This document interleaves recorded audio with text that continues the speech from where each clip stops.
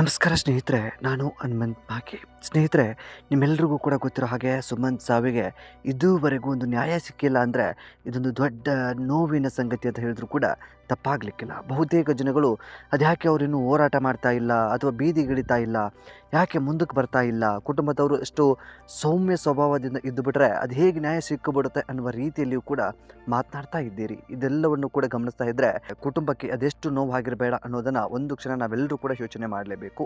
ಬಹುತೇಕ ಕಡೆ ಸುಮಂತ್ ಸಾವಿಗೆ ನ್ಯಾಯ ಬೇಕು ಅನ್ನುವ ರೀತಿಯಲ್ಲಿ ಧ್ವನಿ ಕೂಡ ಕೇಳಿ ಬರ್ತಾ ಇದೆ. ಅಥವಾ ಕುಟುಂಬದವ್ರನ್ನು ಕೂಡ ಮಾತನಾಡಿಸಿದಂಥ ಸಂದರ್ಭದಲ್ಲೂ ಕೂಡ ಅವರು ನಮ್ಮ ಮಗನ ಸಾವಿಗೆ ನ್ಯಾಯ ಬೇಕು ಅನ್ನುವ ನಿಟ್ಟಿನಲ್ಲಿ ಹೋರಾಟವನ್ನು ಮಾಡ್ತಾ ಇದ್ದಾರೆ. ಸೊ ಅವರಿಗೆ ನಾನು ಆರಂಭದಲ್ಲೂ ಕೂಡ ಹೇಳಿದೆ, ಕೆಲವು ದಿನಗಳ ಹಿಂದೆಯೂ ಕೂಡ ಹೇಳ್ತಾ ಇದ್ದೆ, ಅವರಿಗೆ ಬೇರೆ ಬೇರೆ ರಾಜಕೀಯ ಕುಟುಂಬದವರು ಅಥವಾ ರಾಜಕೀಯ ಪರಿಚಯ ಆಗಲಿ ಅಥವಾ ಇನ್ಯಾವುದೋ ದೊಡ್ಡ ದೊಡ್ಡ ವ್ಯಕ್ತಿಗಳ ಪರಿಚಯ ಅಂಥದ್ಯಾವುದೂ ಕೂಡ ಇಲ್ಲ. ಹಾಗಾಗಿ ಹೋರಾಟ ಅಂಥದ್ದೆಲ್ಲವನ್ನು ಕೂಡ ಮಾಡೋದಕ್ಕೆ ಅವರೊಂದಿಷ್ಟು ಹಿಂದೇಟು ಕೂಡ ಆಗ್ತಾ ಇದ್ದಾರೆ.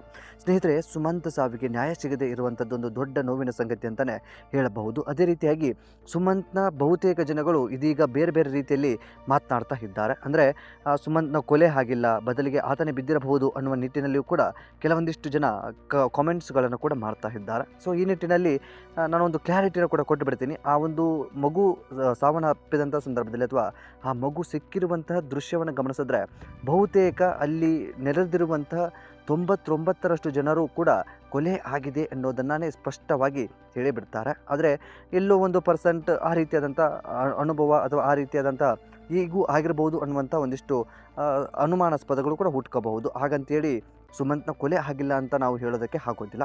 ಅಧಿಕೃತವಾಗಿ ಪೋಸ್ಟ್ ಮಾರ್ಟಮ್ ರಿಪೋರ್ಟ್ ಬರಬೇಕಾಗಿದೆ. ಆದರೆ ನಮ್ಮ ವ್ಯವಸ್ಥೆಗಳು ಅದೆಷ್ಟು ಕೆಟ್ಟೋಗಿಬಿಟ್ಟಿದ್ದಾವೆ ಅನ್ನೋದು ಸ್ಪಷ್ಟವಾಗಿ ಇಲ್ಲಿ ಗೊತ್ತಾಗಿ ಬಿಡುತ್ತೆ. ನಾನು ಕಳೆದ 2-3 ದಿನಗಳ ಹಿಂದಷ್ಟೆಯೂ ಕೂಡ ಸುಮಂತ್ನ ತಂದೆಯವ್ರನ್ನ ಮಾತನಾಡಿಸ್ದೆ. ಆಗಲೂ ಕೂಡ ಪೋಸ್ಟ್ ಮಾರ್ಟಮ್ ರಿಪೋರ್ಟ್ ಏನಾಗಿದೆ ಅನ್ನುವಂಥ ಮಾಹಿತಿಯು ನಮಗೆ ಲಭ್ಯವಾಗಿಲ್ಲ ಅನ್ನುವ ರೀತಿಯಲ್ಲಿ ಹೇಳ್ತಾ ಇದ್ದಾರೆ. ಅನ್ನೋದಾದರೆ ನಮ್ಮ ವ್ಯವಸ್ಥೆಗಳು, ನಮ್ಮ ಪೊಲೀಸ್ ಇಲಾಖೆಯ ಕೆಲಸ ಎಷ್ಟೊಂದು ಕೀಳು ಮಟ್ಟದಲ್ಲಿ ಇದೆ ಎನ್ನುವಂಥದ್ದು ಇಲ್ಲಿ ಸ್ಪಷ್ಟವಾಗಿ ಗೊತ್ತಾಗಿ ಬಿಡುತ್ತೆ.